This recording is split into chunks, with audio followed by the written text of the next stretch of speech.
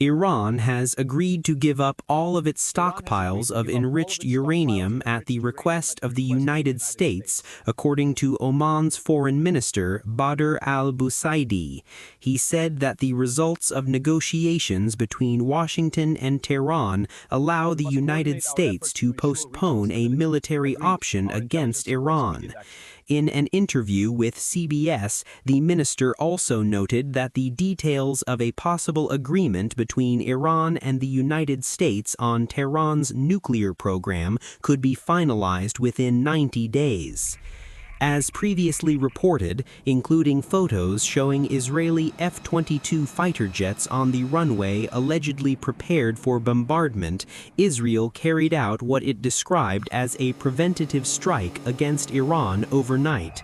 The Israeli defense minister officially confirmed the operation. 3 explosions were heard in Tehran, according to Iran's state broadcaster IRIB. Sirens and blasts echoed across the capital. A nationwide state of emergency has been declared in Israel, according to Channel N12 News. The Israeli Defense Ministry warned that missile and drone strikes from Iran are expected in the near future. Schools across Israel have been closed. The public has been advised to work from home, and public gatherings have been prohibited. A new phase of war appears to have begun. Israel has closed its airspace in anticipation of retaliatory strikes from Iran. Tasnim news agency reported a new series of explosions in Tehran. According to Clash Report, Israel attempted to assassinate Iranian President Masoud Pezeshkian, citing initial Israeli reports. Israeli outlet Ynet stated that approximately 30 targets were attacked across Iran, including the residence of Iran's leader. Reuters reported that Supreme Leader Ayatollah Ali Khamenei is no longer in Tehran and has been moved to a secure location. Explosions were heard in central Tehran, with witnesses telling Reuters that people were fleeing in panic. Iranian media reported that trading on the Tehran Stock Exchange was suspended following multiple explosions. The Israel Defense Forces stated that sirens sounded throughout the country and mobile alerts were sent instructing civilians to remain near protected areas, warning of a possible missile attack on Israeli territory. The New York Times, citing a U.S. official, reported that the United States participated in the attack on Iran. An Israeli Defense Ministry representative said the operation had been planned for months, with the start date set weeks ago. Israel stated it had completed all of its objectives in the campaign against Iran. An Israeli intelligence official told Channel 12 that the goal was the entire leadership of Iran, including Khamenei, adding that Iran was very surprised by the daytime attack.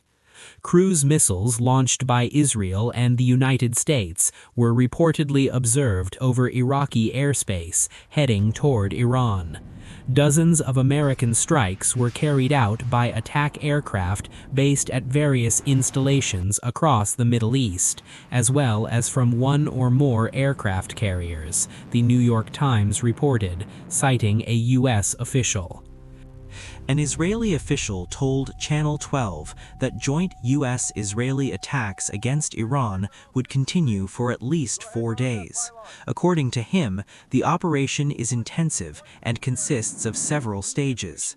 The next day, Tehran will not look the same, the source said. Israeli broadcaster Khan reported that the operation launched against Iran is called Shield of Judah. An Iranian official told Reuters that Tehran is preparing retaliatory measures and that the response will be decisive. Iranian television channels began broadcasting patriotic military footage, signaling that the war would be severe.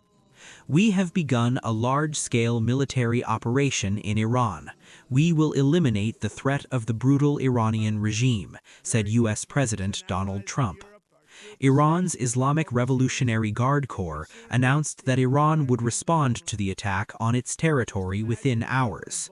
Trump stated that the United States had launched a large-scale military operation against Iran with the goal of protecting the American people by eliminating immediate threats from the Iranian regime. He said Iran's actions posed a direct threat to the United States, American troops, and overseas bases. Trump stated that the operation targets Iran's nuclear and missile programs and insisted that Iran will never obtain nuclear weapons. Iran is the largest sponsor of terrorism in the world. They will never have nuclear weapons. I will say it again. They will never have nuclear weapons.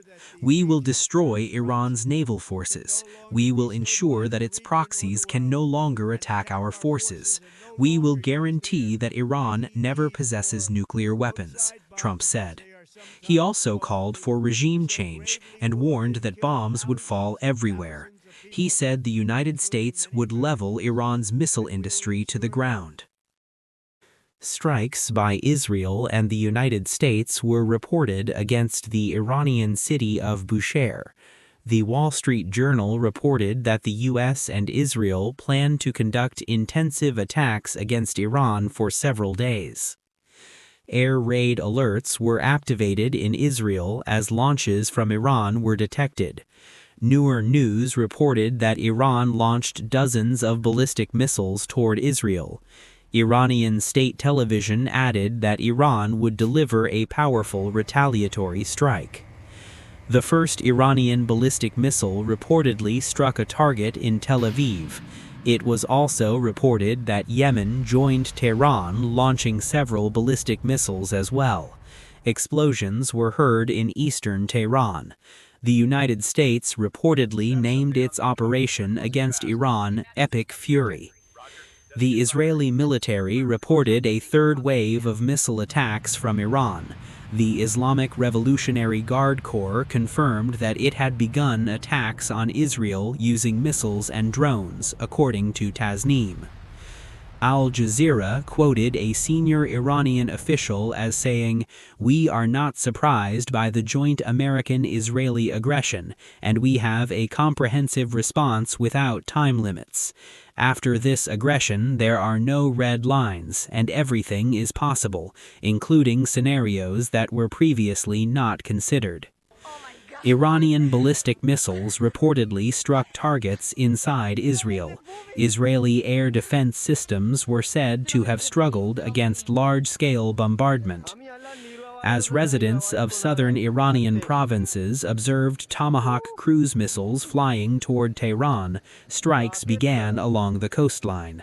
The stated objective, according to Trump, was to destroy Iran's navy. Strikes were reported at the port of Asaluye, home to the South Pars gas field export infrastructure and a major industrial cluster. Depending on the extent of damage, this could impact Iran's economy severely.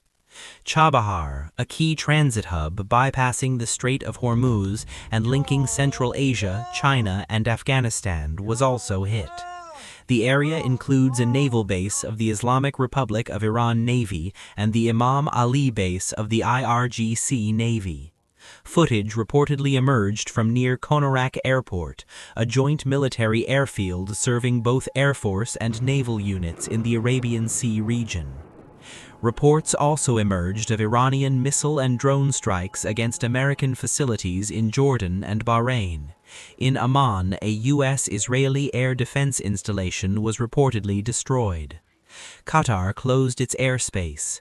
Former Russian President Dmitry Medvedev commented that negotiations with Iran had merely been a cover and questioned who would show more patience in waiting for the downfall of their enemy, noting that the United States is 249 years old, while the Persian Empire was founded more than 2,500 years ago.